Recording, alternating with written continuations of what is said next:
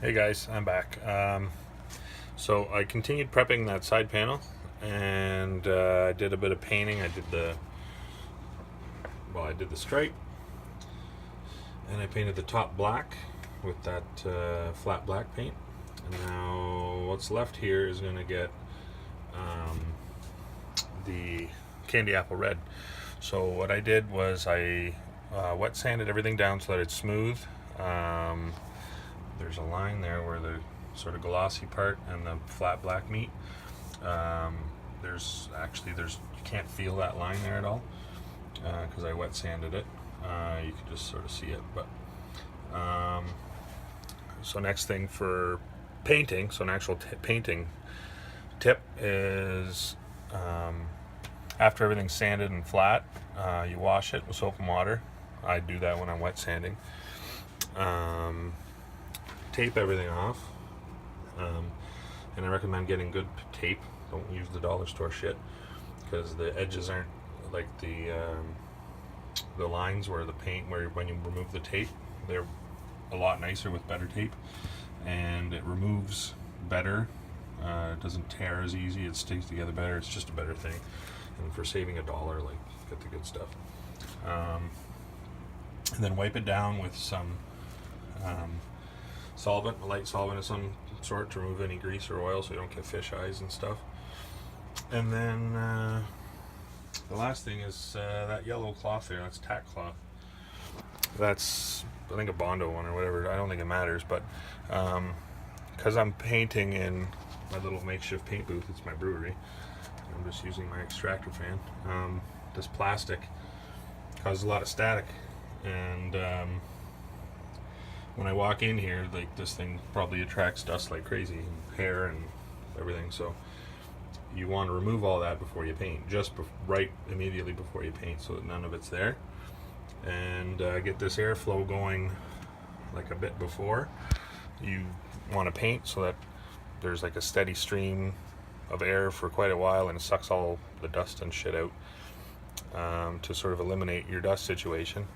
I can't paint outside because it's raining and disgusting and humid, and as I said, you got to follow the instructions on the paint, because otherwise you'll have things going on and you won't know why. So because of the humidity, I have a dehumidifier in the basement, and it's 45 humidity in here. It says you want it below relative humidity of 50%, so that's good. And now that everything's ready, I'm going to paint. I don't know if I can tape myself painting because I don't have a tripod, but I'll do my best anyway. Alright, so I got my wife to help me, and she's being very cooperative. Anyways, so what I'm going to do is take the tack cloth and just kind of rub it down. And I just touch that, so that's going to probably cover it in dust, but you want to get rid of all the dust. And it says to shake for 2 minutes, which I've done. So now I'm going to follow the instructions, and 2 light coats is always better than 1 heavy one. So I'm going to try and get this in the frame. Can you see it? So I'm going to do several light passes, and it says let it dry 5 minutes between coats. So I'll do a light coat and another light coat, and then maybe another one if it needs it.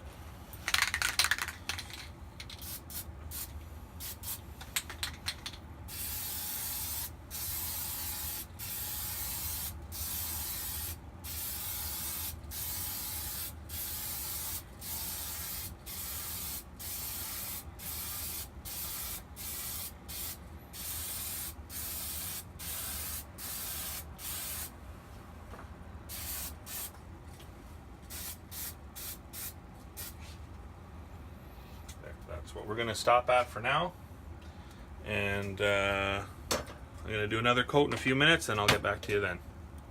Just press the stop button. Alright, I'm back. The instructions say after you're done your ground coat, the silver stuff, you're supposed to give it 30 minutes. So I went upstairs and did some shit, and then so now I'm back. Here it is. You can see there's a little bit of tiger striping there. Otherwise good. I find I get the tiger striping with the ground coat because the tip is just around like a cheap nozzle. I wish they'd change that because the fan tip that's on the color ones are like way better. And I don't think you'd get that tiger striping with it, but yeah, anyways, so I'm gonna go and do the red.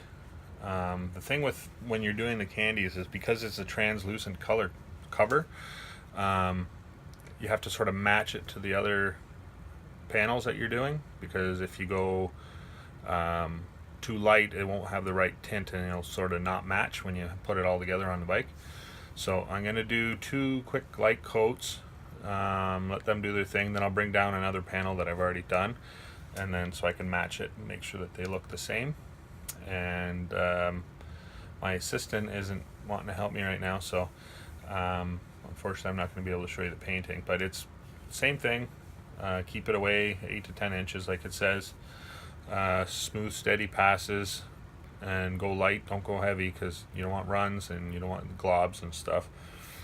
And keep your tip clean, so don't just continually spray, and shake it up every once in a while because you want it to be atomizing well.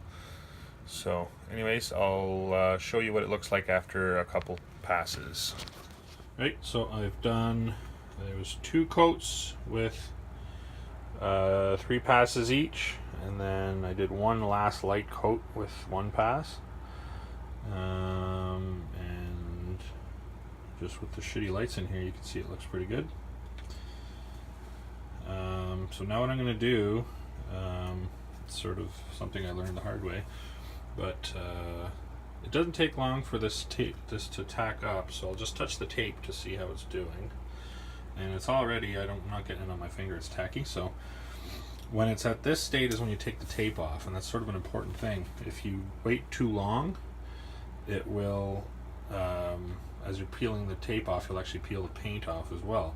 So you got to get it when it's wet, and you don't pull up on the tape, you pull back directly in the direction that you want to remove the tape.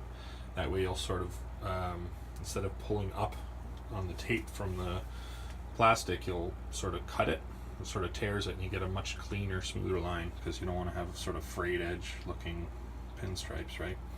So I'll do that right now off camera and then show you what it looks like with the tape off. Right. Okay, so we are done. I took the tape off. The paint's had a bit of time to sort of settle down, lay flat, and I came in the bathroom because there's decent light in here to show you what it looks like. So there's the flat black, these sparklies, you can barely see them, and look at that fucking color, eh? It's beautiful. It looks almost purple on the camera, but trust me, it's very deep red. There's a couple little bits right there. See that bump in the light? That's a hair. And there's another hair down here somewhere. Though actually, I got that one in the first coat. And actually it's pretty well covered up now. But you can see how sharp the lines are. If I'd used crappier tape, it would have been not as nice. The tape the good tape sticks really well, and it's resistant to the paint, so that when you spray paint on it, it doesn't sort of get soft and then let paint underneath. It works, it's masking tape. It's supposed to mask things, so the good stuff masks things very well, and then when you peel it off, it comes off nicely instead of tearing. And I found with some of the other ones, if you leave it on a bit longer with the cheap tape, it doesn't want to come off, and you end up having to sand blemishes off and stuff. So yeah, so there's this panel. You saw what it started out like, and now it looks like this. It's pretty good, eh?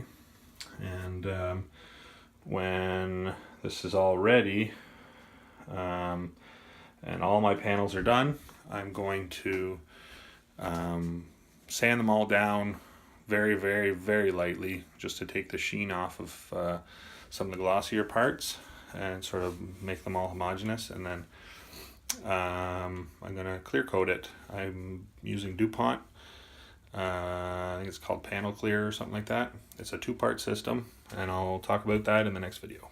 Thanks.